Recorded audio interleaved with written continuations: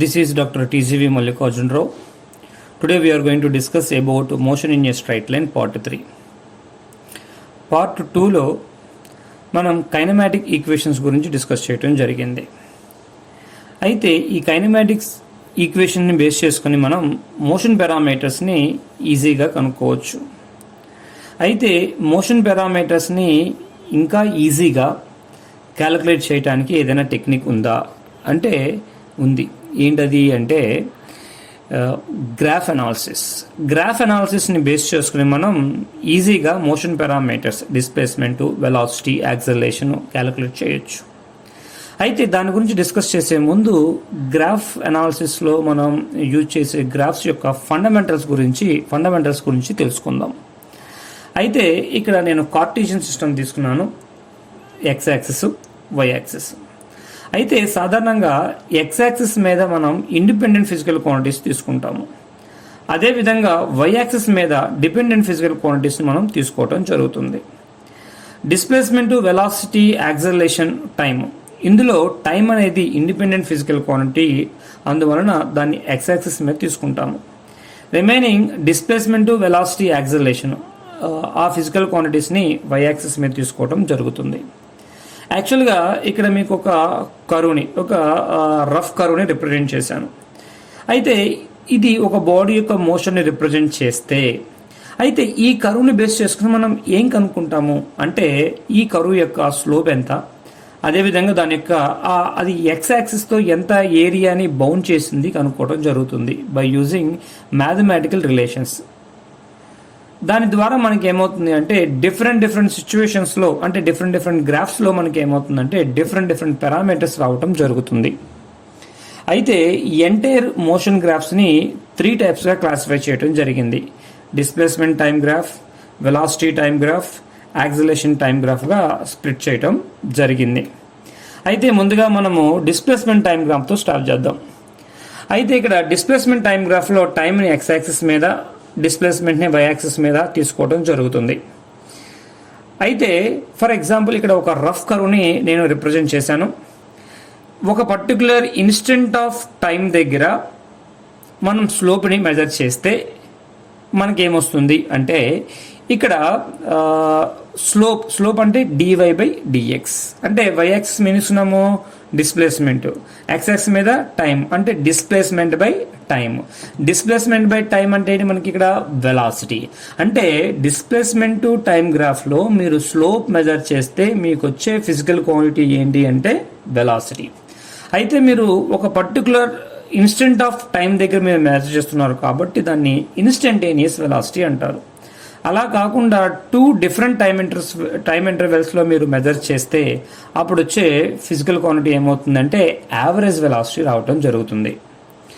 అయితే ఇక్కడ నేను డిఫరెంట్ టైప్స్ ఆఫ్ మోషన్ని సింగిల్ గ్రాఫ్లో రిప్రజెంట్ చేయడం జరిగింది. ఒకసారి అబ్జర్వ్ చేయండి. దీని గురించి మీకు ఒక ఐడియా వస్తే మీరు ఎటువంటి డిస్ప్లేస్మెంట్ టైం గ్రాఫ్నైనా కానీ ఈజీగా సాల్వ్ చేయటం జరుగుతుంది. అయితే ఇక్కడ హారిజాంటల్గా ఏబి అనే ఒక హారిజాంటల్ లైన్ ఉంది. అదేంటి ఇక్కడ ఎక్స్ యాక్సిస్కి ప్యారలల్గా ఉంది. ఎక్స్ యాక్సిస్కి ప్యారలల్గా ఉంది అంటే దీని యొక్క స్లోప్ 0. డిస్ప్లేస్మెంట్ టైం గ్రాఫ్లో స్లోప్ 0 అంటే వెలాసిటీ ఏమవుతుంది 0 అవుతుంది. అంటే ఏబి దేని తెలియజేస్తుంది అంటే the body which is at rest, అంటే రెస్ట్లో ఉన్న బాడీని డిస్క్రైబ్ చేయడం జరుగుతుంది. దెన్ ఓసి ఉంచండి ఒకసారి. ఇక్కడ ఇది ఒక straight line passing through origin. అయితే ఈ ఓసికి కాన్స్టెంట్ స్లోప్ ఉంది. ఎప్పుడైతే స్లోప్ కాన్స్టెంట్ అయిందో వెలాసిటీ ఏమవుతుంది కాన్స్టెంట్ అవుతుంది. నెక్స్ట్ ఇక్కడ ఓజీ అనేది ఒక కర్వ్. ఈ కర్వ్ యొక్క స్లోప్ అనేది గ్రాడ్యువల్గా డిక్రీజ్ అవుతుంది. ఎప్పుడైతే స్లోప్ గ్రాడ్యువల్గా డిక్రీజ్ అవుతుందో సైమల్టేనియస్గా వెలాసిటీ అనేది గ్రాడ్యువల్గా డిక్రీజ్ అవుతుంది. ఆ తర్వాత ఇక్కడ ఇంకొక కర్వ్ ఓడి. ఈ ఓడి యొక్క స్లోప్ అనేది కంటిన్యూస్గా ఇంక్రీజ్ అవుతుంది, అంటే ఇది ఇంక్రీజింగ్ వెలాసిటీని తెలియజేస్తుంది. అయితే ఇక్కడ ఈఎఫ్ అనే ఒక స్ట్రైట్ లైన్ ఉంది. ఈ స్ట్రైట్ లైన్కి కూడా కాన్స్టెంట్ స్లోప్ ఉంది, అబ్జర్వ్ చేయండి. అయితే ఈ స్లోప్ ఉన్నా కానీ దీని యొక్క స్లోప్ అనేది నెగిటివ్లో ఉంటుంది, అంటే నెగిటివ్ స్లోప్ని రిప్రజెంట్ చేస్తుంది. అంటే ఇక్కడ కాన్స్టెంట్ నెగిటివ్ వెలాసిటీతో ఇనిషియల్ పొజిషన్కి వస్తున్న ఒక బాడీ యొక్క మోషన్ని ఇది డిస్క్రైబ్ చేయడం జరుగుతుంది. అయితే next velocity time graph. Velocity time graph అనేది వెరీ వెరీ ఇంపార్టెంట్. ఎందుకు అంటే వెలాసిటీ టైం గ్రాఫ్ని బేస్ చేసుకొని మనం ఎంటైర్ మోషన్ని, ఒకవేళ మనం ఒక మోషన్ యొక్క వెలాసిటీ టైం గ్రాఫ్ తెలిస్తే దాని యొక్క మోషన్ పారామీటర్స్ అన్నిటినీ, అంటే డిస్ప్లేస్మెంట్, వెలాసిటీ, యాక్సలరేషన్, అన్ని పారామీటర్స్ని మనం కనుక్కోవడం జరుగుతుంది. అయితే వెలాసిటీ టైం గ్రాఫ్లో మీరు స్లోప్ మెజర్ చేస్తే మీకు వచ్చే ఫిజికల్ క్వాంటిటీ ఏంటి అంటే యాక్సలరేషన్. ఒక పర్టికులర్ ఇన్స్టెంట్ ఆఫ్ టైం దగ్గర మీరు మెజర్ చేస్తే మీకు వచ్చేది ఏంటి అంటే ఇన్స్టెంటేనియస్ యాక్సలరేషన్ రావటం జరుగుతుంది. అయితే వెలాసిటీ టైం గ్రాఫ్లో ఆ కరువు యొక్క ఏరియాని ఎక్స్ యాక్సిస్తో మీరు మెజర్ చేయగలిగితే మీకు వచ్చేది డిస్ప్లేస్మెంట్. ఇక్కడ కూడా ఏమవుతుందంటే నేను ఒక డిఫరెంట్ టైప్స్ ఆఫ్ మోషన్ని సింగిల్ గ్రాఫ్లో రిప్రజెంట్ చేయడం జరిగింది. ఏబి అనేది ఒక straight line which is parallel to X axis. అయితే ఇక్కడ స్లోప్ ఏమవుతుంది, 0 అవుతుంది. వెలాసిటీ టైం గ్రాఫ్లో స్లోప్ దేన్ని డిస్క్రైబ్ చేస్తుంది అంటే యాక్సలరేషన్ డిస్క్రైబ్ చేస్తుంది. అంటే ఇక్కడ కాన్స్టెంట్ యాక్సలరేషన్ 0. ఎప్పుడైతే యాక్సలరేషన్ 0 అవుతుందో వెలాసిటీ ఏమవుతుంది, కాన్స్టెంట్ అవుతుంది. అంటే కాన్స్టెంట్ వెలాసిటీతో ట్రావెల్ చేస్తున్న బాడీ యొక్క మోషన్ని డిస్క్రైబ్ చేసేది ఏబి. ఇక్కడ ఓసి చూడండి. ఈ ఓసి అనేది ఏమవుతుందంటే ఒక straight line which is passing through origin. అయితే ఓసి యొక్క స్లోప్ అనేది కాన్స్టెంట్గా ఉంది. అంటే దానికి కాన్స్టెంట్ యాక్సలరేషన్తో ట్రావెల్ చేస్తున్న బాడీ యొక్క మోషన్ని డిస్క్రైబ్ చేస్తుంది ఓసి. అయితే ఓజీ దగ్గరికి వెళ్ళాం. ఇక్కడ ఓజీ ఏం తెలియజేస్తుంది అంటే స్లోప్ అనేది కంటిన్యూస్గా డిక్రీజ్ అవుతుంది. ఎప్పుడైతే స్లోప్ కంటిన్యూస్గా డిక్రీజ్ అవుతుందో సైమల్టేనియస్గా దాని యొక్క యాక్సలరేషన్ డిక్రీజ్ అవుతున్నట్టు. Come to the OF observe చేస్తే ఆ ఓఎఫ్ గ్రాఫ్ కరువు యొక్క స్లోప్ అనేది కంటిన్యూస్గా ఇంక్రీజ్ అవుతుంది. ఎప్పుడైతే స్లోప్ ఇంక్రీజ్ అవుతుందో అప్పుడు యాక్సలరేషన్ అనేది కంటిన్యూస్గా ఇంక్రీజ్ అవుతున్నట్టు. Come to the last one ఒకసారి చివరిది అబ్జర్వ్ చేయండి. ఇది ఒక straight line having constant slope but negative slope ఉంటుంది. అంటే నెగిటివ్ స్లోప్ అంటే నెగిటివ్ యాక్సలరేషన్, అంటే కాన్స్టెంట్ నెగిటివ్ యాక్సలరేషన్తో ట్రావెల్ అవుతున్న బాడీ యొక్క మోషన్ని డిస్క్రైబ్ చేస్తుంది. Next acceleration time graph.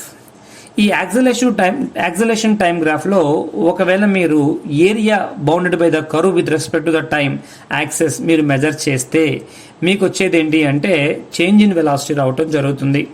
అలా కాదు, ఈ యాక్సలరేషన్ టైం గ్రాఫ్లో మీరు స్లోప్ని మెజర్ చేస్తే మీకు వచ్చేది ఏంటి అంటే ఒక పర్టికులర్ ఇన్స్టెంట్ ఆఫ్ టైంలో మీకు జర్క్ వస్తుంది. What is jerk? That means rate of change of force acting on the body. Okay, దాన్ని జర్క్ అంటారు. అయితే ఇక్కడ 2 గ్రాఫ్స్ నేను రిప్రజెంట్ చేయడం జరిగింది. ఈ గ్రాఫ్స్లో ఏమవుతుంది అంటే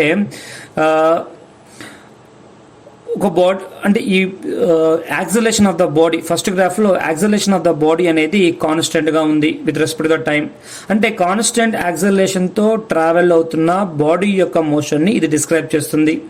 అయితే రెండో గ్రాఫ్లో ఏమవుతుంది, యాక్సలరేషన్ అనేది కంటిన్యూస్గా టైంతో చేంజ్ అవుతుంది. అంటే అది దేన్ని డిస్క్రైబ్ చేస్తుంది అంటే దట్ మీన్స్ నాన్ యూనిఫామ్ యాక్సలరేషన్తో ట్రావెల్ అవుతున్న బాడీ యొక్క మోషన్ని డిస్క్రైబ్ చేయడం జరుగుతుంది. ఈ విధంగా మనం డిఫరెంట్ టైప్స్ ఆఫ్ గ్రాఫ్స్ని మనం ఎక్స్ప్లెయిన్ చేయొచ్చు. ఓకే, వీటి ద్వారా మనం fundamental properties of a motion, displacement, velocity, యాక్సలరేషన్ని ఈజీగా క్యాలిక్యులేట్ చేయడానికి పాసిబుల్ అవుతుంది.